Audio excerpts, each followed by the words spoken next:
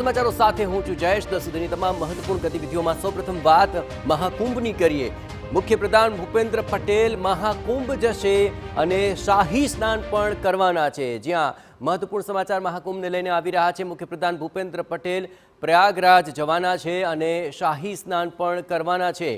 મહાકુંભમાં જઈને સીએમ આ સૌથી મોટા ધાર્મિક મેળાવડાની અંદર સંમેલિત થશે અને શાહી સ્નાનનો પણ લાભ લેશે।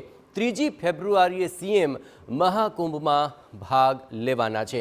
તો આપણે આ સમગ્ર મામલે વધુ વિગતે વાત કરવા માટે જોડાઈ રહ્યા છે TV9 political editor Kinjal Mishra. Kinjal, આ એક સૌથી મોટો ધાર્મિક મેળાવડો છે મહાકુંભ અને સીએમનો પણ કાર્યક્રમ બની રહ્યો છે। કયા તારીખે આખરે સીએમ મહાકુંભમાં પહોંચશે અને શું છે સમગ્ર આયોજન? જી જયેશ, જેમ આપ પણ જાણો છો કે કુંભનું પોતાનું એક મહત્વ છે અને ખાસ કરીને દર 12 વર્ષે મહાકુંભ છે તે યોજાતો હોય છે, પરંતુ આ વખતના જે યોગ છે તે પ્રમાણે આ પ્રકારના જે કુંભ છે એ 140 વર્ષ બાદ આ પ્રકારનો જે કુંભ છે તેનું આયોજન થવાનું છે। અનેક લોકો આજે મહાકુંભ છે તેમનો સ્નાનનો લાભ લઈ રહ્યા છે। ગુજરાતના મુખ્યપ્રધાનની વાત કરવામાં આવે તો તે પણ 3 ફેબ્રુઆરીએ હાલમાં જે કાર્યક્રમ છે તેમનો યોજાઈ રહ્યો છે કે 3 ફેબ્રુઆરીએ તે પ્રયાગરાજ જશે।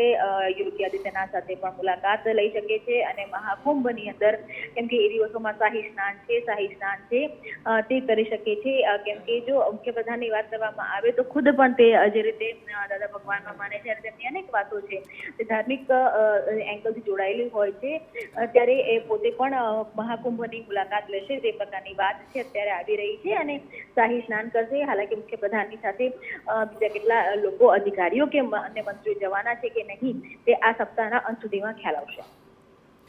આભાર કિંજલ, તમામ ગતિવિધિઓ પર આપ નજર રાખતા રહેજો। તો મહાકુંભ એક એવો અવસર છે કે જે વિશિષ્ટ સંયોગ સાથે આવ્યો છે। 144 વર્ષે આવા યોગ સર્જાઈ રહ્યા છે, તેનો લાભ લેવા મુખ્યપ્રધાન ભૂપેન્દ્ર પટેલ પણ પ્રયાગરાજ જશે અને 3 ફેબ્રુઆરીએ શાહી સ્નાનની અંદર તેઓ સંમેલિત થશે।